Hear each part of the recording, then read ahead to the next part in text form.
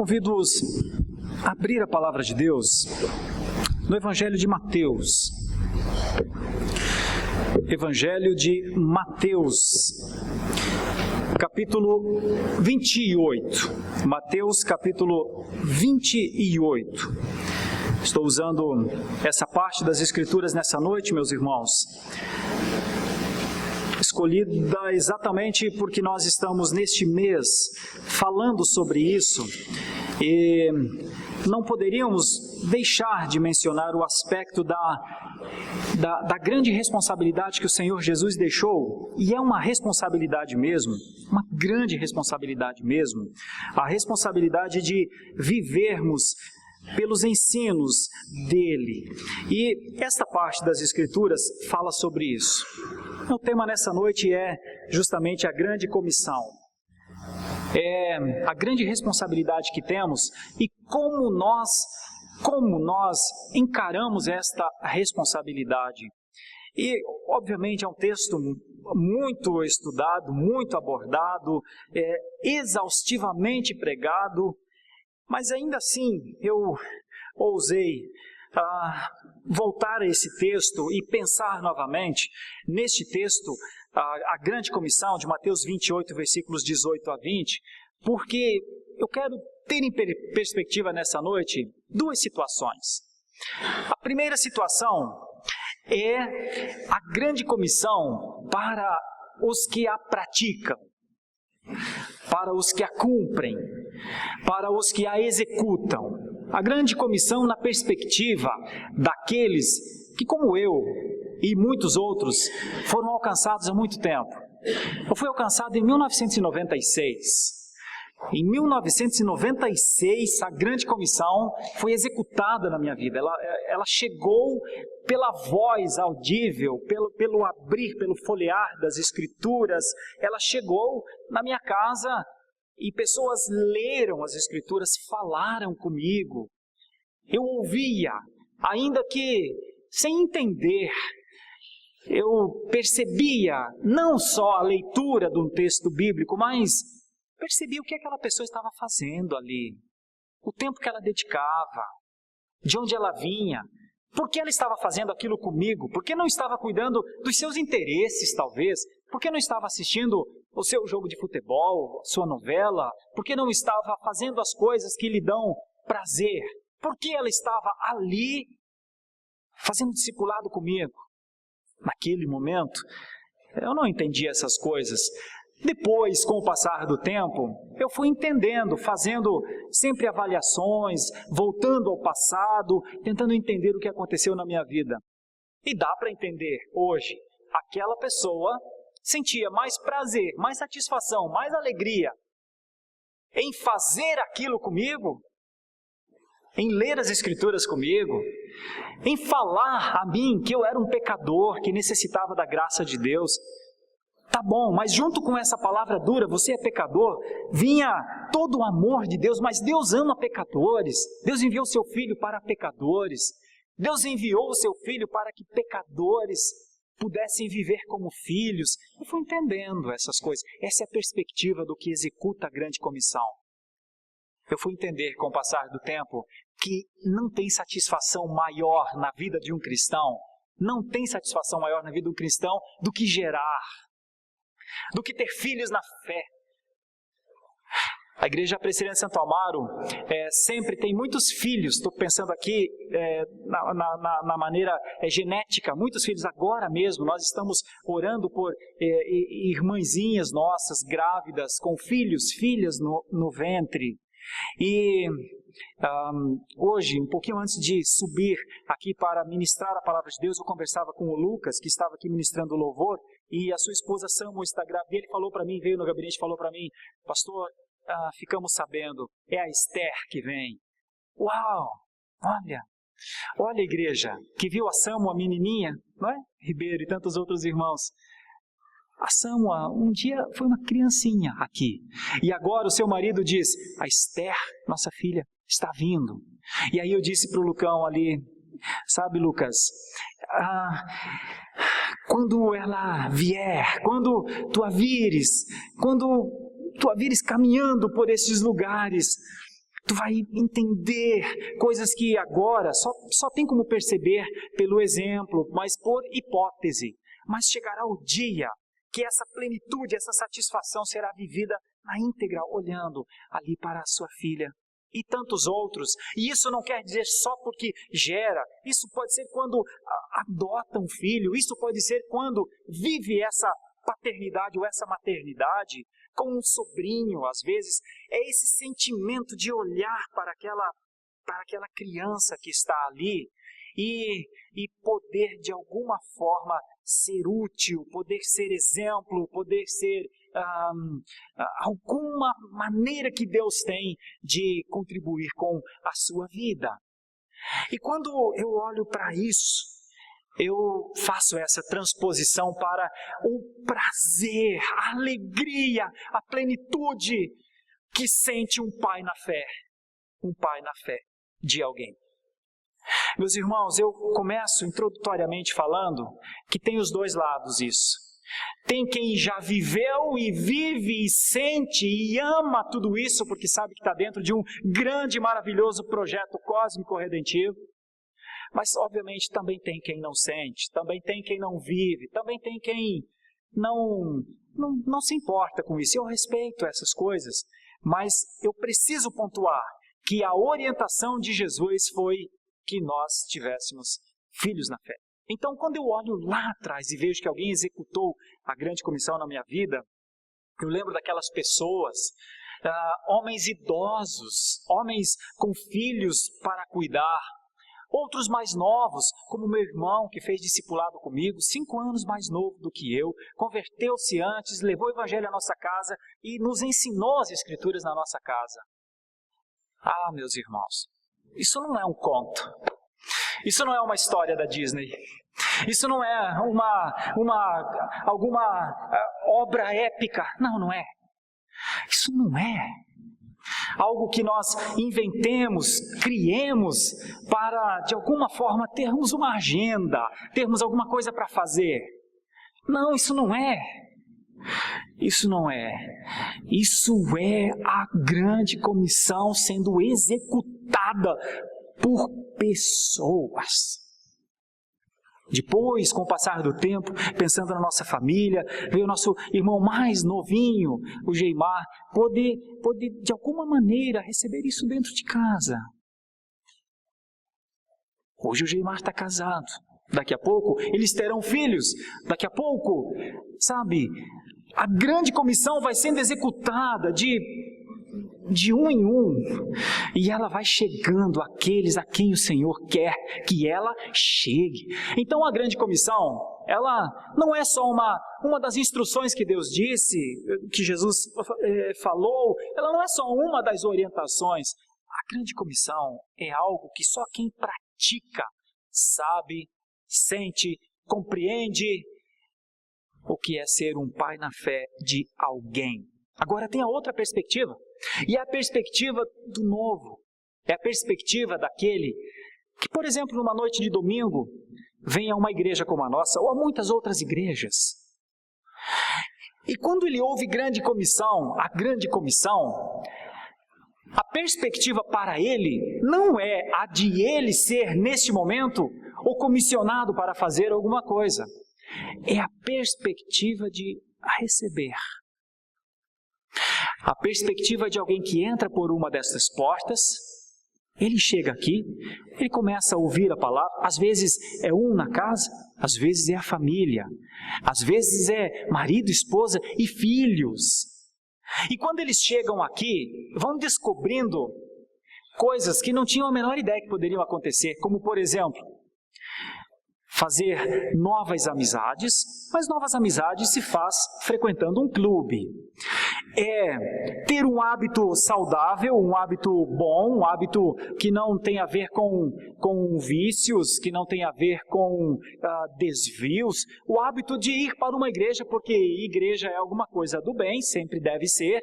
Então ela vai descobrindo que é bom estar neste lugar, é bom tomar o cafezinho no final, é bom cantar essas canções, é bom ouvir sobre os missionários.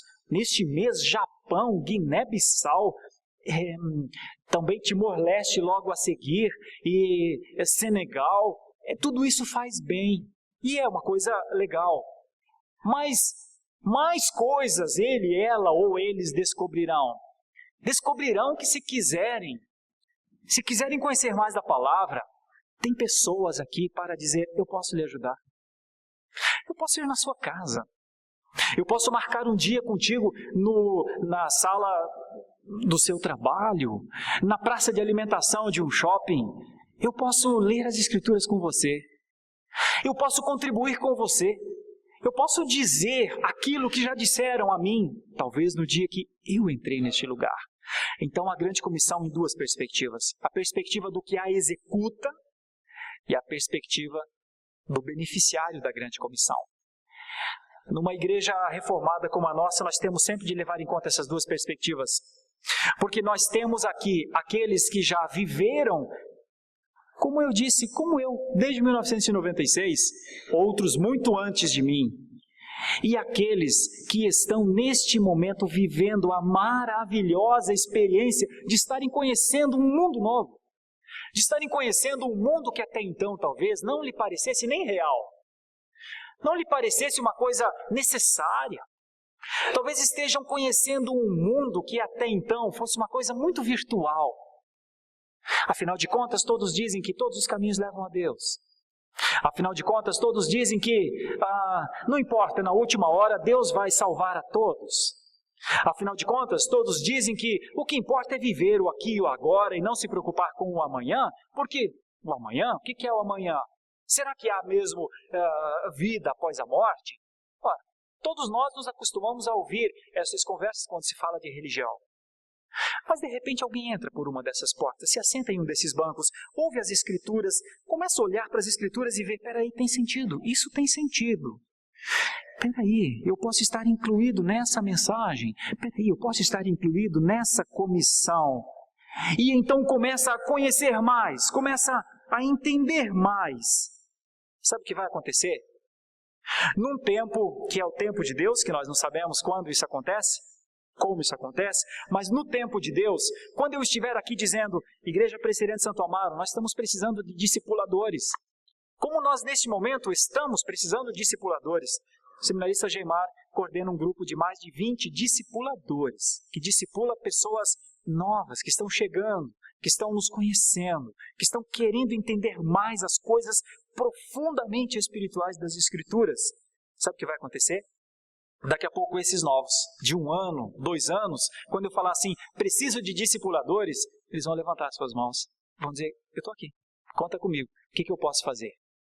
Irmãos, essa é a beleza da grande comissão na prática, sabe alegrias de um pastor? O pastor tem muitas alegrias, uma das coisas mais maravilhosas no mundo é ser pastor.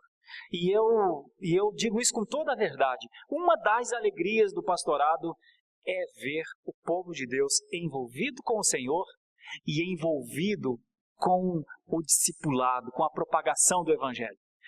Esse é um tipo de fé ativa que a grande comissão sugere. Esse é um tipo de fé proativa, de fé em movimento que a grande comissão sugere. Então, quando eu abro esse texto, e lerei agora Mateus 28, 18 a 20, eu leio nessa perspectiva, a dupla perspectiva. A perspectiva do que a executa, e a perspectiva do beneficiário dela. E vou pontuar algumas coisas sobre a grande comissão, neste que é o mês das missões, e para nós tem sido um mês particularmente muito especial. Diz assim a palavra de Deus, Jesus aproximando-se, falou-lhes, dizendo, toda autoridade me foi dada no céu e na terra. Ide, portanto, fazei discípulos de todas as nações, batizando-os em nome do Pai, do Filho e do Espírito Santo, ensinando-os a guardar todas as coisas que vos tenho ordenado. E eis que estou convosco todos os dias até a consumação do século. Então eu vou ler uma vez na perspectiva de quem a executa. Veja só, é como se Jesus dissesse assim para executores. Olha, eu tenho essa autoridade, me foi dada essa autoridade, portanto, tendo ido, tendo caminhado, sentem com pessoas, façam discipulado com elas de todas as nações, porque em todos os lugares eu tenho pessoas que eu quero alcançar, batizando-os em nome do Pai, do Filho e do Espírito Santo, ou seja, Permita a essas pessoas que elas ingressem numa igreja, porque o conceito de batizar é um conceito eclesiológico, é um conceito que foi dado à igreja, é um privilégio da igreja, batizar os novos, e ensinem-nos a guardar os ensinamentos mais profundos. Transforme a vida deles. Executem verdades novas na vida deles. E então, quando eles, nessa vida nova, conhecerem essas coisas mais profundas, elas saberão que eu estou com elas, assim como eu estarei convosco, estou convosco todos os dias, por todos os tempos. É uma perspectiva para os executores. Agora veja a perspectiva para aqueles que a recebem.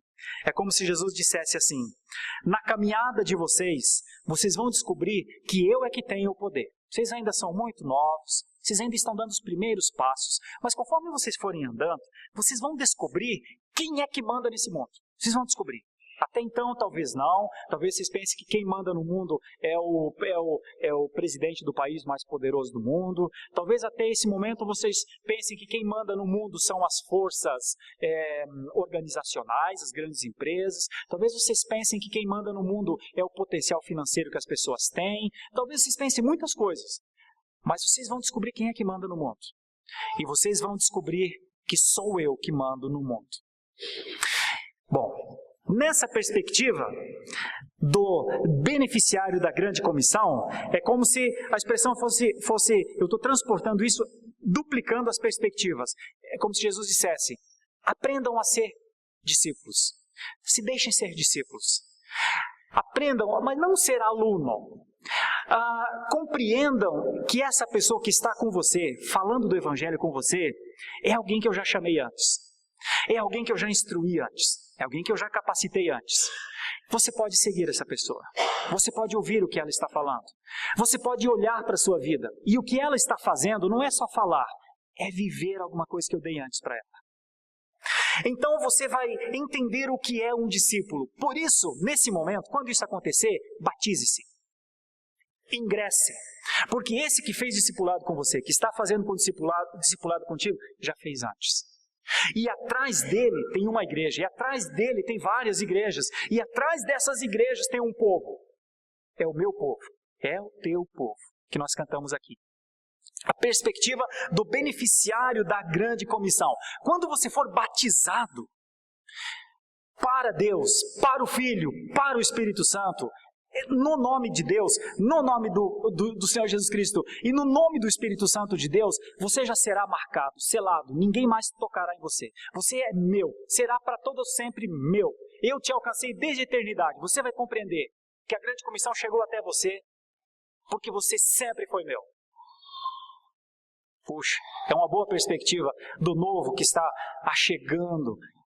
Compreender que o Senhor Deus opera nessas dimensões que muitas vezes nosso olho não vê, mas nós percebemos isso através das nossas condições, das percepções que temos. E por fim, ainda nessa perspectiva do beneficiário da grande comissão, sabe essas coisas que esse discipulador está lhe falando? Que Deus é o Criador de tudo. Sabe isso que o seu discipulador está falando? Que Ele enviou seu filho para morrer no seu lugar. Sabe isso que esse discipulador está falando? Que agora você pode experimentar vida eterna e pode se desenvolver em santidade. Sabe isso que Ele está falando para ti? Que você pode se fortalecer no Senhor para enfrentar os dias difíceis do seu tempo? Sabe isso? Guarda isso no teu coração. Porque isso eu estou dizendo para Ele ensinar a você. A você cabe guardar isso. Bom, todos esses ensinamentos da grande comissão que eu deixei o executor fazendo com você é para que você saiba, de hoje em diante, eu andarei com você. Eu serei a sua companhia. Eu serei aquele que nas horas mais difíceis estará ouvindo. Eu sou aquele em que a palavra fala de mim. Eu sou aquele que quando precisar, eu estarei contigo. A grande comissão, em duas perspectivas. A perspectiva do que a executa, a perspectiva do beneficiário. Onde você está? Em qual dos lados você está? Você executa a grande comissão? Ou você é um beneficiário da grande comissão?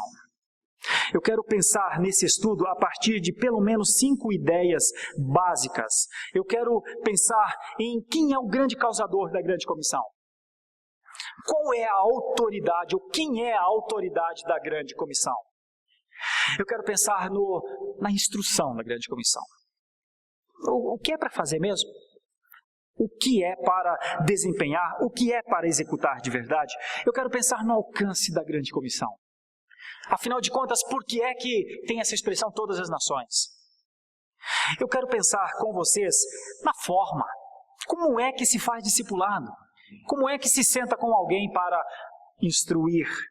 E quero pensar no grande consolo da grande comissão, que é a promessa final, a promessa que está na última parte da grande comissão. Meus irmãos, não precisa ter dúvida, a grande autoridade, a autoridade maior da grande comissão é a pessoa do Senhor Jesus Cristo. Olhe rapidamente para o comecinho do texto, quando está escrito assim: toda a autoridade me foi dada no céu e na terra. E essa expressão me foi dada, primeiro a questão da autoridade, está dizendo todo o poder, toda a condição, toda a extensão que você puder imaginar de decisões que precisam ser tomadas nessa existência, tudo isso me foi concedido. E essa autoridade, ela é a causa necessária para nós. Irmãos, a igreja reformada faz missões, a igreja reformada prega a palavra de Deus numa autoridade, na suficiência, na certeza absoluta, que é o Senhor Jesus Cristo. Meus irmãos, deixa eu lhes falar rapidamente sobre isso. Nós somos uma igreja presbiteriana, parte da igreja presbiteriana do Brasil, e nós somos uma instituição muito antiga, uma instituição muito tradicional, no sentido de tradição, uma longa tradição. Nós temos uma herança de homens e mulheres que se foram por esse mundo afora, pregando o evangelho, e assim um dia o evangelho chegou aqui. Então, entre as tradições, entre as nossas tradições, uma delas é o entendimento da reforma protestante acerca de Cristo. Cristo. Só Cristo. Sempre Cristo. Primeiro Cristo. Suficientemente Cristo.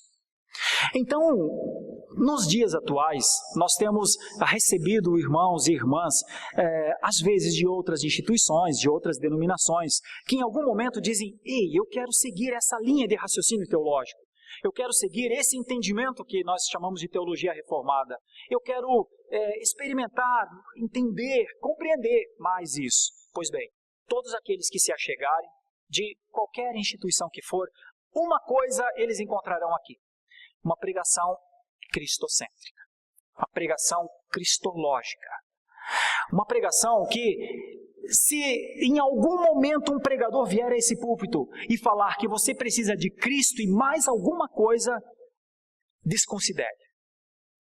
Será uma heresia, porque esse púlpito tem obrigação de pregar Cristo, só Cristo.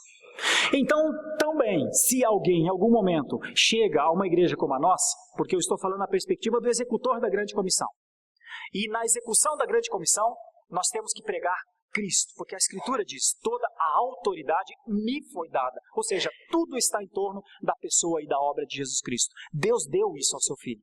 Me foi dada, a mim foi dada, toda a autoridade a mim foi dada. Eu concentro esse negócio, eu concentro esse projeto, é em mim, é no meu nome, é só por mim. Se qualquer pregador deste púlpito ou de algum púlpito lhe falar que você precisa de alguma coisa além de Cristo, este homem mente, esse homem burla, esse homem fere um dos princípios mais elementares da igreja evangélica, que eu gostaria de chamar mais de protestante. Porque nós somos oriundos de um movimento de protesto. Nós somos oriundos de um movimento no século XVI que disse: estão ensinando Jesus e muito mais coisas ao povo. Estão ensinando Jesus e muitas rezas. Estão ensinando Jesus e muitos caminhos de se chegar a Deus. Estão ensinando Jesus e muitas formas de conseguir perdão pelos pecados. Estão ensinando Jesus, mas estão ensinando só um pouco de Jesus, uma partezinha de Jesus. Não, nós protestamos contra isso. Como instituição, porque eu não estava lá, nasci em 1970, mas em 1517, um homem na Alemanha pregou na Catedral de Wittenberg, e eu falo de Martinho Lutero. Ele nem é da nossa religião, ele é luterano, mas aquele homem deu a abertura nesse grande movimento de protesto. De dizer, não se compra pecado com moeda, não se chega ao céu por qualquer outro caminho que não seja o Senhor Jesus Cristo. Não se ensina ao povo coisas que as Escrituras não ensinam. Note, nós somos herdeiros disso. Essa é a nossa tradição. Então, do ponto de vista de execução da grande comissão, essa é a nossa responsabilidade. Nos lembrar sempre que a autoridade repousa sobre a pessoa do Senhor Jesus Cristo. Então, quando alguém chega a uma instituição como a nossa, e muitas vezes gostaria de ver coisas a mais do que Jesus Cristo, de ter níveis de experiências que se afastem, que fossem não necessariamente só na pessoa do Senhor Jesus Cristo, mas qualquer outra coisa, que lhe desse mais alegria, talvez, que lhe desse mais disposição, talvez, que lhe desse mais ânimo, talvez, eu tenho que lhes dizer, não encontrarás isso aqui. Não há de encontrar, não deve encontrar, porque a grande comissão está comprometida com Jesus, com a sua pessoa, com a sua mediação, com o seu poder, com Ele sendo a palavra encarnada. Nesta semana, eu fui convidado para um debate numa rádio gospel da nossa cidade, e o debate era: Deus fala necessariamente, obrigatoriamente, sistematicamente por sonhos e visões? E a minha resposta foi não. E então os ouvintes me destruíam, me chamavam de incrédulo, diziam, como pode um pastor não acreditar nessas coisas? E então a pessoa que debatia comigo, de maneira muito respeitosa, mesmo, de ambas as partes, procuramos ter um debate de um nível de respeito mútuo, mas ele olhava para mim incrédulo comigo mesmo. Meu Deus, é pastor? Pastor, não acredito em sonhos e visões. Meu Deus, eu imagino que ele pensasse. Meus irmãos, talvez alguém que chegue de muitos outros ramos, quando me vê pregar aqui, me vê expor as Escrituras, talvez se pergunte, como ele não ora em línguas? Meu Deus, se nem o pastor ora em línguas, imaginem o resto então da igreja, né? Como é que é? Irmão, irmã, queridos, eu tenho que lhes dizer, por responsabilidade, é muito difícil ver ou ouvir isso aqui. Crer nessas coisas é muito difícil. Sabe por quê? Eu vou lhe dizer, numa simplicidade só. Porque eu creio em Jesus. Porque eu creio em Jesus como a palavra encarnada, a forma como Deus nos falou. Hebreus diz que Deus falou de muitas maneiras, em sonhos, em visões, nos tempos que Ele quis, pelos profetas de muitas maneiras. Só que nos últimos tempos Ele nos falou pelo Filho. E quando o Filho falou tudo o que queria falar, quando os profetas, quando os apóstolos escreveram tudo o que precisariam falar de Jesus Cristo, quando ficou registrado todas as instruções de Jesus Cristo, quando o Senhor Jesus Cristo disse como é que deveria ser a sua igreja, pronto, fechou-se o cânon, fechou-se a Bíblia, e eu tenho aqui tudo e absolutamente tudo que eu preciso para viver. E isso aqui é muito mais do que qualquer tipo de experiência que eu venha a ter, pontual em algum lugar. Isso aqui é o meu tudo, isso aqui é o que anda comigo, isso aqui é o que anda conosco, isso aqui é o que tem todas as instruções que eu preciso, que você precisa. E então, em determinado momento na nossa conversa, falando sobre isso, eu quis dizer, sabe por que eu não preciso de sonhos e visões? Sabe por que eu não preciso de nenhum outro tipo de manifestação? Porque tudo que eu preciso saber, se eu ler as Escrituras, eu saberei. Tudo e absolutamente tudo. Irmãos, eu quero finalizar essa primeira parte, pelo menos, dizendo uma coisa que para mim tem muito significado. Irmãos, eu temo e lamento e me preocupo com a possibilidade de uma busca por experiências muito extravagantes na vida de pessoas que a Bíblia está fechada nas suas casas.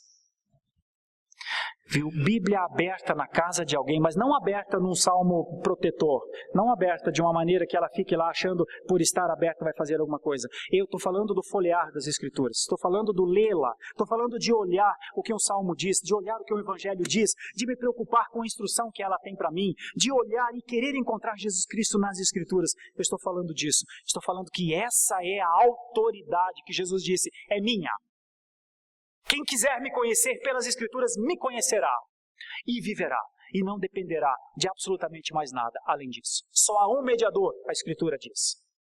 Não há necessidade de absolutamente mais nada para a nossa salvação, a não ser o Senhor Jesus Cristo. Bom, nós ainda temos o Espírito Santo de Deus, que veio para nos convencer, nos instruir, trabalhar na nossa mente, mostrar o caminho que nós deveríamos andar. E nessa maneira de mostrar o caminho que deveríamos andar, sempre apontando para Jesus. Você está se santificando? Louvado seja Deus, mas é porque Jesus fez a obra por você. Irmãos, isso está dentro do conceito toda autoridade me foi dada no céu e na terra. Herdeiros de uma reforma protestante do século XVI têm esse privilégio. Eles podem dizer, eu prego Jesus, eu vivo Jesus. Na perspectiva do beneficiário, ele vai conhecer com o tempo aquilo que no primeiro momento parece estranho, mas não tem todas as campanhas, mas não tem os cursos de dom de línguas, mas não tem a autoridade espiritual, a palavra profética. Não tem, que estranho. Eu estou entrando em uma igreja que tem menos do que eu tinha na minha igreja.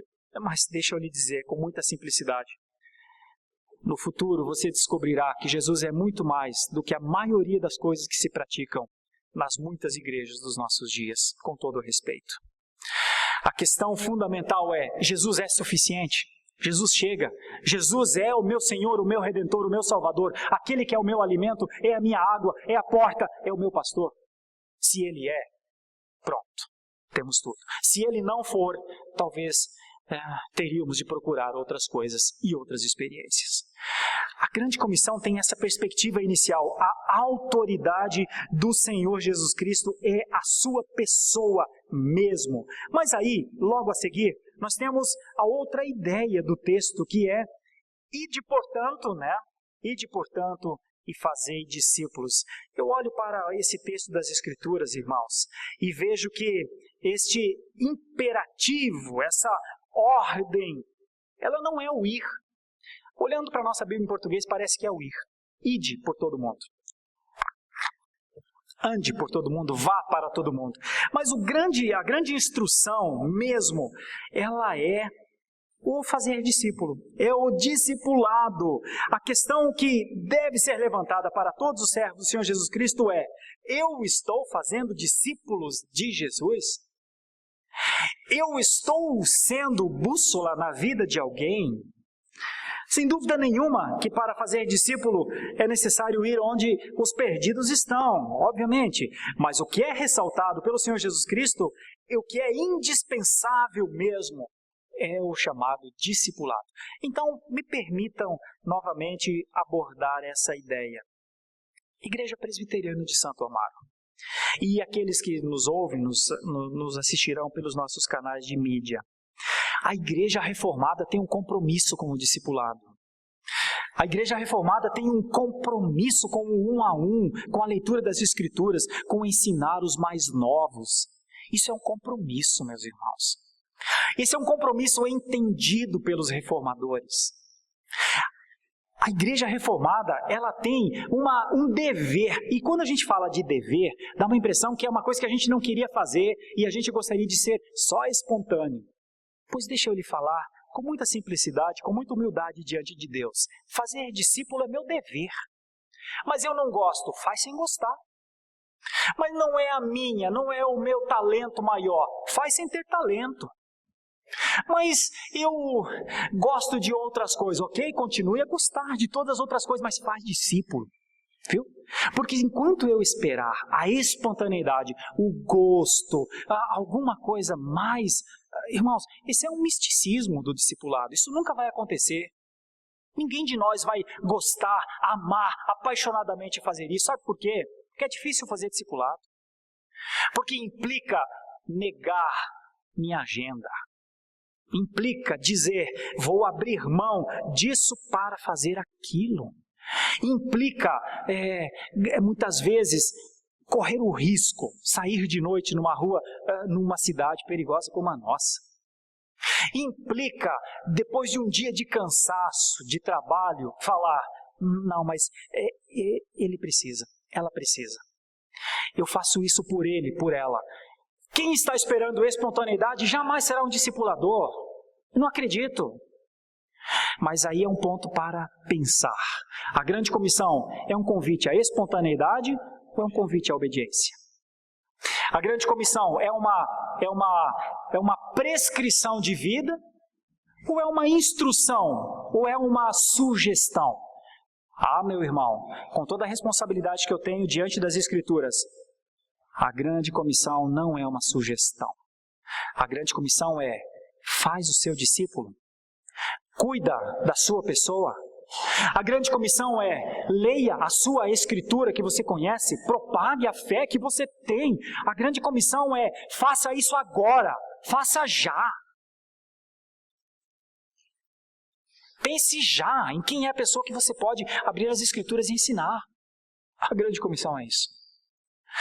Claro, eu posso desobedecer. Muitos desobedecem. Deixa eu lhes falar, de novo, com muito temor diante de Deus, eu acho que a maioria desobedece. De verdade. Só que sabe que não era para ser assim? Sabe que isso aqui era para ser de verdade uma coisa de uma responsabilidade? Era para ser um ato da adoração. Um ato da minha maneira de viver com Deus. Então, fazer discípulo, no campo da espontaneidade, nós vamos trabalhar sempre com o 10º da nossa força, vamos trabalhar sempre com aqueles que não têm, às vezes não estão tão ocupados, vamos trabalhar com aqueles que estão em algum momento, de repente pensando, agora eu estou sentindo isso, mas sabe o que vai acontecer? Vai passar. E então muitos discipuladores começam discipulados e nem terminam. Por quê? Por quê? Pois a Escritura mostra que a grande instrução é a elucidação de um dever. É meu dever. É meu dever fazer discipulado.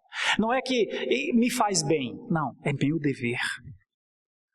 Mas eu não sou avesso, eu não sou afeito a deveres. Eu quero ser espontâneo. Quando eu quiser, eu farei discipulado. Tudo bem, eu respeito. Tudo bem, eu respeito. Tudo bem, eu respeito. Tudo bem, é só o que eu posso dizer. Eu respeito. Mas para mim continuará sendo uma desobediência. Eu respeito. Mas estou olhando para um desobediente das Escrituras. Eu respeito, mas estou olhando para alguém que não consegue compreender. Deus mandou fazer. Tudo bem, eu respeito. Passa-se 10, 20, 30, 40, 50 anos e o crente não tem um discípulo. Eu respeito. Eu respeito. É o máximo que eu posso fazer, é respeitar. Mas jamais vou concordar. Jamais vou me animar e talvez não consiga nem contar com alguém assim para os grandes projetos que talvez Deus tenha através de nós.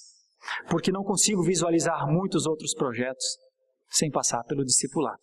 Projetos de massa, projetos de movimentação de pessoas, projetos de eventos grandes, isso se faz com certa facilidade. Agora, conduzir um povo no caminho do discipulado, lendo as Escrituras, isso se faz de um a um mesmo.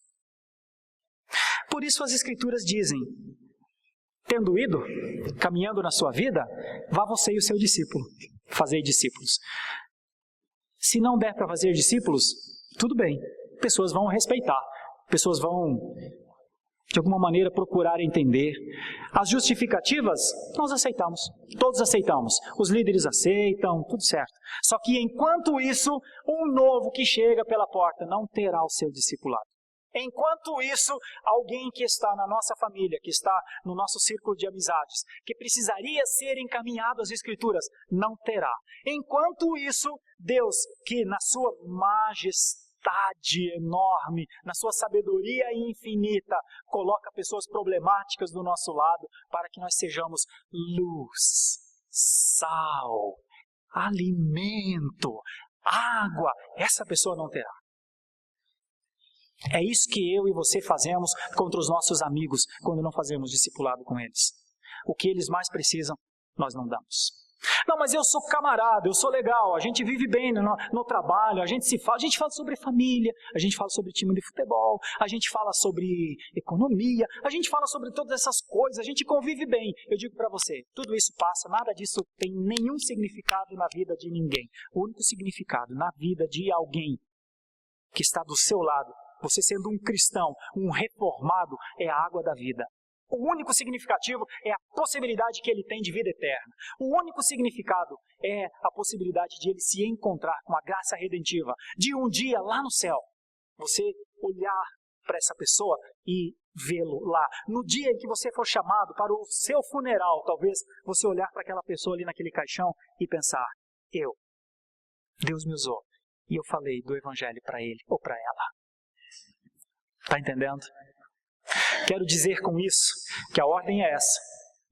Se eu falar mais do que a ordem, eu exagero, mas se eu falar menos do que a ordem, eu peco mais ainda. A ordem é essa.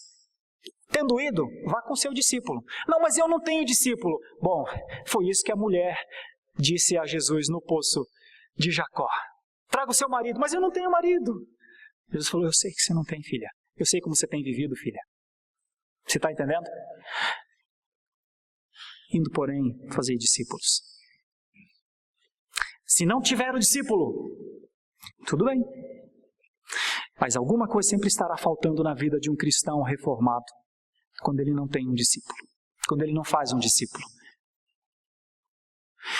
Eu olho para o texto e vejo que está indo à frente e vejo algo muito interessante, porque a expressão de todas as nações nos leva ao alcance do discipulado, ao alcance da grande comissão. E eu vou lhes dizer de uma maneira simples para o irmão, para a irmã entender, porque aqui a expressão todas as nações está aí, e toda a criatura, lá em Marcos 16, ou para todas as nações, em Lucas 24, ou ainda mais por todo o mundo, onde em Marcos 16, até a consumação dos séculos. A teologia reformada compreendeu no século XVI uma das coisas que tem norteado o nosso ensino, que é o entendimento da depravação total. O mundo sempre será depravado, irmãos. Sempre foi depravado e sempre será depravado. Mas eu não estou falando depravado só nesse conceito sexual, nesse conceito de desvirtuamento de práticas éticas ou morais. Estou falando de depravação no sentido de falha genética, no sentido de DNA problemático. Assim sempre será. O mundo sempre será envolto em violências, o mundo sempre será envolto em egoísmos, o mundo sempre será envolto em superpotências e potências escravizadoras. O mundo sempre estará envolto com o hedonismo, o prazer pessoal. Isso é do mundo. Isso sempre existirá. Em todos os tempos existiu. Em todos os tempos existirá, até a volta, conforme diz as Escrituras do Senhor Jesus Cristo, para o estabelecimento final da nossa relação com Ele. Pois bem, pois esse conceito então de todas as nações é porque o Evangelho é a única condição de levar vida a alguém morto em qualquer lugar dessa existência. A depravação é total, de tal maneira que a única coisa que pode trazer a alguém do seu estado de putrefação espiritual, pode trazê-lo ao seu estado de vida de novo. É por isso que os missionários, Deus vai chamando um a um e eles vão indo para todos os cantos. E sempre foi assim. É por isso que pessoas vêm à igreja e pensam, eu ouvi esse missionário falando do Evangelho, Ele mora muito longe, eu vi os seus slides, eu vi que eles moram em verdadeiras choupanas, eu vi que eles não têm nem roupas, eu vi que eles não têm estudo, eu vou contribuir de alguma forma. É por isso que esse mundo é tomado por pessoas executando a grande comissão, porque é em todas as nações. A expressão clara para nós do porquê de todas as nações é que talvez alguns possam pensar assim: nós já temos muito trabalho ao nosso redor, por que essa conversa toda sobre se envolver com a obra da evangelização no mundo todo? Eu quero apenas salientar essas 3 coisas para reforçar. A Bíblia diz que todos pecaram, em Romanos 3, 19 a 23. Todos, ora sabemos que tudo o que a lei diz aos que vivem na lei o diz para que se cale toda a boca e todo mundo seja culpável perante Deus, visto que ninguém será justificado diante dele por obras de lei, em razão de que pela lei vem o pleno conhecimento do pecado. Mas agora, sem lei, se manifestou a justiça de Deus, testemunhada pela lei e pelos profetas, justiça de Deus, mediante a fé em Jesus Cristo, para todos e sobre todos os que creem, porque não há distinção. Todos pecaram e carecem da glória de Deus. O Evangelho é para todas as nações por conta da depravação total. Segundo, porque esta é a vontade de Deus antes da criação do mundo, mas revelada, pregada e prometida desde o Antigo Testamento. Evangelizar as nações é um plano de Deus que começa no Antigo Testamento nas instruções, como quando Deus falou com Eva, quando Deus disse: porém inimizade entre ti e a mulher, entre a tua descendência e o seu descendente, ele te ferirá a cabeça e tu lhe ferirás o calcanhar. O chamado evangélico, as missões transculturais estão na conversa de Deus com Abraão: abençoarei os que te abençoarem, amaldiçoarei os que te amaldiçoarem, e em ti serão benditas todas as famílias da terra. Isso é grande comissão. É como se Deus dissesse para Abraão: tu serás um executor da grande comissão, e as famílias serão beneficiárias da grande comissão. Tu serás alguém que falará, e famílias serão abençoadas por isso. Promessas do Antigo Testamento, então, são muitas. No Salmo 22 está escrito: lembrar-se-ão do Senhor, e a ele se converterão, sabe o quê? Os confins da terra. Perante ele se prostrarão todas as famílias das nações, pois do Senhor é o reino, é ele quem governa as nações. Note, grande comissão no Antigo Testamento. Nós vemos no outro salmo: louvem-te todos os povos, ó Deus, louvem-te os povos todos.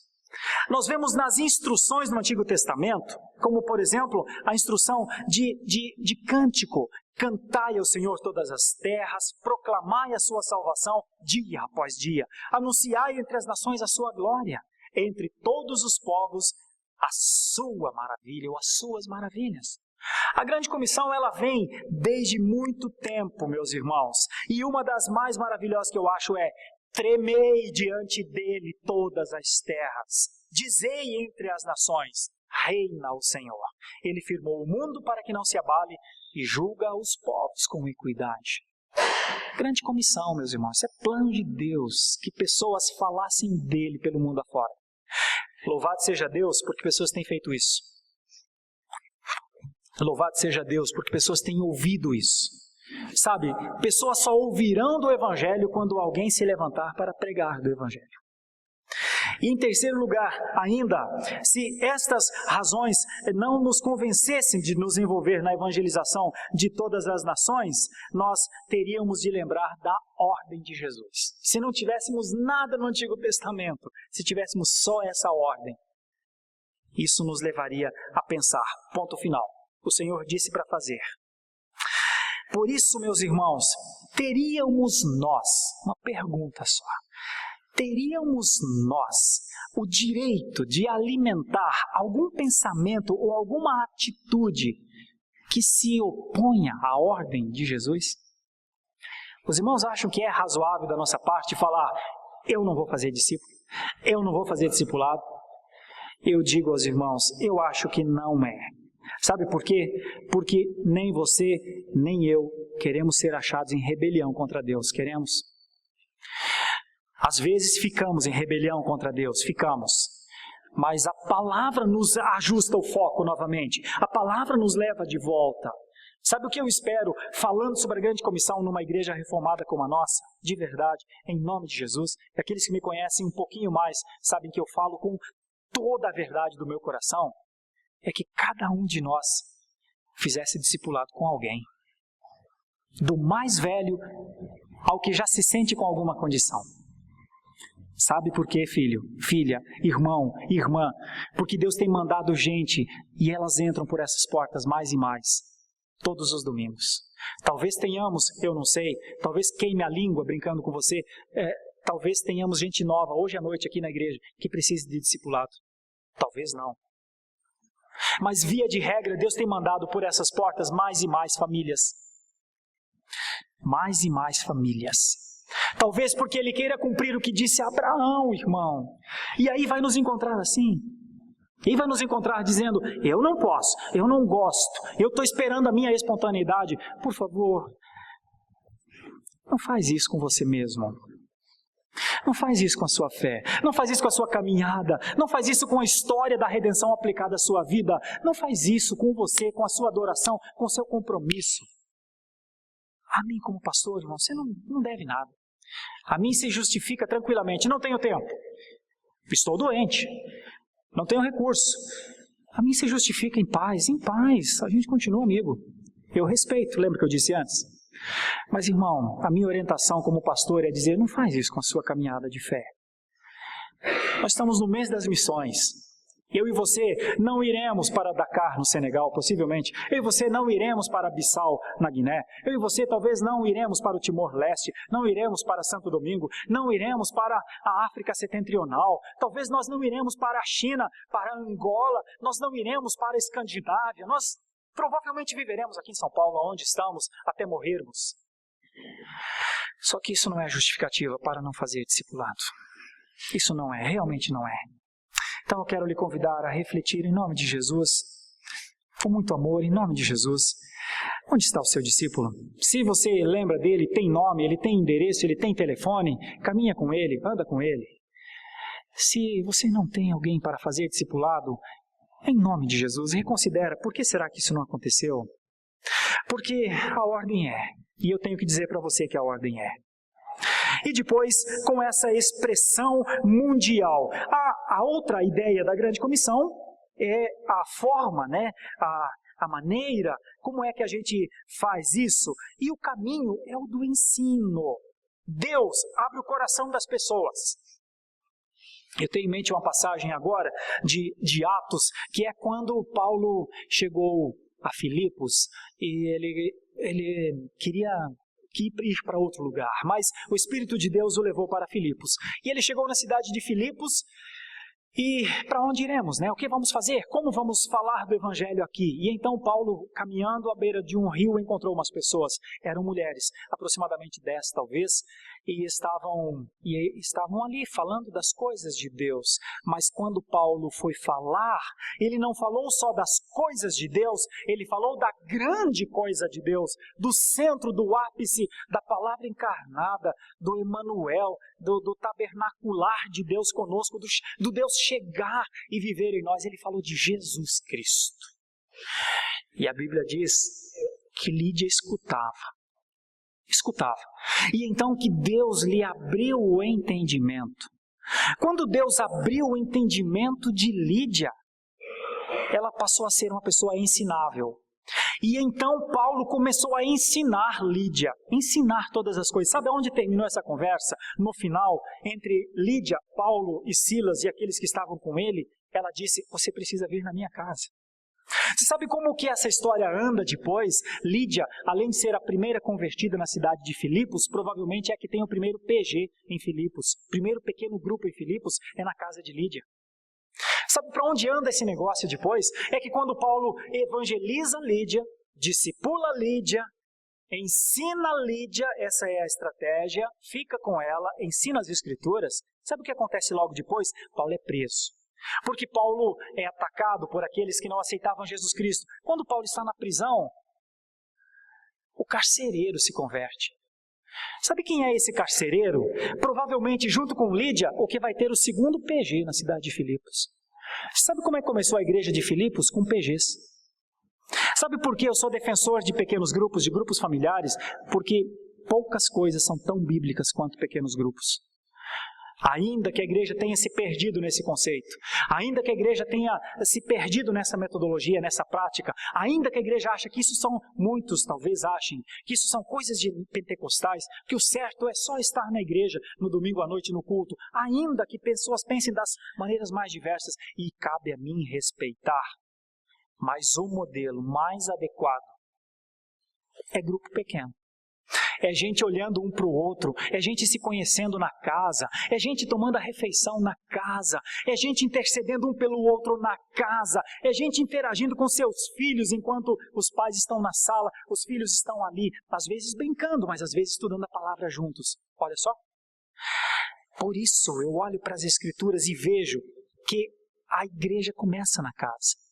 E depois, com o passar do tempo, essa pessoa, como no caso de Lídia e como no caso do carcereiro, eles foram batizados logo a seguir. E logo a seguir eles passaram a integrar, sabe o quê? A primeira igreja de Filipos. É assim que nasce a igreja. Essa é a beleza da igreja. E então, quando essas pessoas fazem parte da igreja, elas começam, comissionadas no Evangelho, elas deixam de ser os beneficiários da grande comissão e se tornam os executores da grande comissão. Sabe o que é a Igreja Presbiteriana de Santo Amaro, 50 e poucos anos depois da sua existência? Uma executora da grande comissão. Sabe por que ela tem um dever de fazer isso? Porque Deus tem enchido a nossa igreja de irmãos que nos visitam, que são convidados. Sabe por que ela tem a obrigação? E quando nós não fazemos isso, nós falhamos com a nossa obrigação? Porque Deus tem nos colocado numa situação muito difícil. Deus tem trazido gente para que nós as instruamos. Sabe o que acontece quando nós não as instruímos no caminho que elas devem andar? Nós pecamos duas vezes. Mas eu estou sempre na igreja. Essa é a minha igreja. Eu amo essa igreja. Mas eu amo essa igreja pecando de duas formas, pelo menos. Contra Deus e contra estes novos. Já pensou? Quem de nós quer ser achado nessa situação, irmãos? Pois essa é a situação em que Deus está nos colocando. Deus está nos colocando assim, um ano, 50 novos membros. No outro ano, mais 55, 56 novos membros. Só neste primeiro semestre, mais 30 novos membros. Sabe do que esses irmãos mais precisam? Discipulado. Quem fará? Não são só os 30 que o Geimar está liderando. Nós precisamos de 50, 60 discipuladores. Estou falando de uma perspectiva muito objetiva de como cuidar de gente que quer conhecer a Jesus. Isso é a grande comissão. Na prática de quem a executa e na prática de quem a recebe. Eu olho para esse texto e vejo no exemplo de Lídia e do carcereiro o exemplo para a igreja praticar. Porque a grande comissão é um ato ativo de Deus.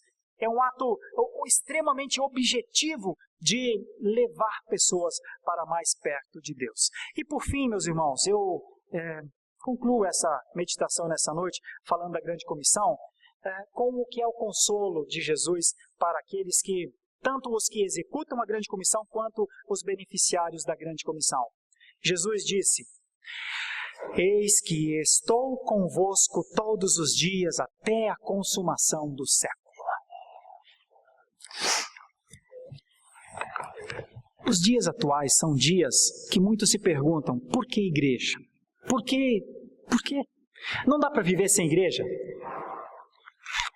Não dá para só assistir a pregação pela internet? Nós estamos equipando a nossa igreja para transmissões online e em tempo real dos nossos cultos de adoração. Pessoas talvez perguntariam, não dá só para eu ouvir uma pregação ali na televisão ou na internet? Não é o suficiente. Nós estamos vivendo tempos de ensimesmação, tempos de cada vez mais individualismo mesmo. Mas eu olho para esse texto e vejo uma das coisas que mais me encanta e que desde 96 eu trabalho muito por isso. A certeza, a perspectiva de que Jesus Cristo é o cabeça da igreja, conforme diz a palavra, e nós somos os seus membros. E se Jesus Cristo é o cabeça da igreja e nós somos os seus membros, Nós precisamos ouvir o que esse cabeça quer, o que ele requer de nós, para onde ele nos conduz. Então imagine, aplicando esse conceito, que Jesus disse: eu estou convosco, eu os liderarei, eu falarei às suas mentes, eu os conduzirei pela minha palavra. Você já pensou, nós, um grupo de 400 pessoas ou 500 pessoas, eu não tenho o dado exato, mas eu acho que são mais de 500. Pois bem, já pensou nós, mais de 500 pessoas, numa noite como essa? Eu não sei se isso vai acontecer, irmão. Eu sou muito realista. Mas você já pensou, nós, 400 pessoas, numa noite como essa, sairmos por uma dessas 4 grandes portas, dizendo: eu não vou descansar enquanto eu não discipular alguém? Você já pensou na força que é isso? Você já pensou no bem que é isso? Você já pensou na transformação de vida possível que uma igreja de 400 ou 500 membros pode ter? Você já pensou no potencial de transformação de casas inteiras? Você já pensou no que é um homem ser alcançado pelo Evangelho, porque você foi lá, fez discipulado com ele se converteu, mudou sua vida. Aquele homem que talvez fosse um adúltero, agora ele não quer mais ser, quer honrar a sua esposa até o fim. Aquela esposa que talvez sempre foi insubmissa, ou sempre pensando: esse casamento vai até quando Deus quiser, né? Porque o mundo diz que é eterno enquanto dure, mas ela entende os conceitos matrimoniais, entende a responsabilidade com os seus filhos. Você já pensou só na decisão de eu ou de você fazer discipulado com alguém, falar do Evangelho para um pai ou para uma mãe, que é pai ou mãe de um filho ou filha que está sendo duramente atacado pelo sincretismo terrível e maléfico da nossa nação? Você já pensou eu e você sermos os instrumentos para que aquela pessoa que de repente está sendo levada para as religiões umbandistas, espíritas e tantas outras coisas? Você já pensou aquela criança que você não conhece, lá na frente conhecer o Evangelho por entrar por uma dessas portas, só porque você disse: eu vou fazer discipulado com esse homem, com essa mulher? Eu estou te falando em perspectiva. Isso não é um conto de fadas. Essa é a história da redenção. Que eu posso estar dentro ou não. Eu estou convosco todos os dias, até a consumação dos séculos, disse Jesus. Eu estou convosco, é o princípio Emanuel, Deus conosco. Nós não podemos realizar a obra do discipulado sem a presença dele. Sem Jesus nós não fazemos nada, muito menos discípulos, muito menos discípulos. Aquele a quem toda autoridade e poder nos céus e sobre a terra foram dados. Ele está com um povo que quer andar com ele. Nós somos apenas servos, por meio de quem outros virão a crer no Senhor Jesus Cristo. Eu tenho plena consciência disso. O problema é quando nós, servos, não queremos servir. O problema é quando tudo está tão claro, tudo está tão transparente. O problema é quando tudo, na nossa cabeça, tudo se harmoniza. É assim que é o significado da vida de um cristão. É ele cumprindo a grande comissão, e isso é comigo, depende de mim, e eu vou pôr isso na minha agenda, e eu vou fazer isso com alguém. O problema é quando tudo isso entra na nossa cabeça, mas não chega aqui. Se isso não chegar ao seu coração, nada acontecerá de verdade. Somente calculará todas essas coisas, e você dirá: oh, maravilha, é muito feliz alguém que é um discipulador. Tudo certo com ele, e você permanecerá sem. Sabe sobre o que, acerca do que você permanecerá sem? Você permanecerá sem filhos na fé. Você permanecerá sem o privilégio de ser um Paulo na vida de Lídia e do carcereiro. Sabe sobre o que eu estou falando? Eu estou falando do que Deus nos deu em perspectiva transformacionais, potenciais inimagináveis de mudança de pessoas. Tudo parado, com mofo e empoeirado. É disso que eu estou falando. Estou falando de uma proatividade com mais poder do que a bomba atômica que caiu em Nagasaki e Hiroshima. Mas também estou falando sobre uma inércia semelhante a este copo, que pode ficar parado 250 anos aqui sem alguém beber nada dele.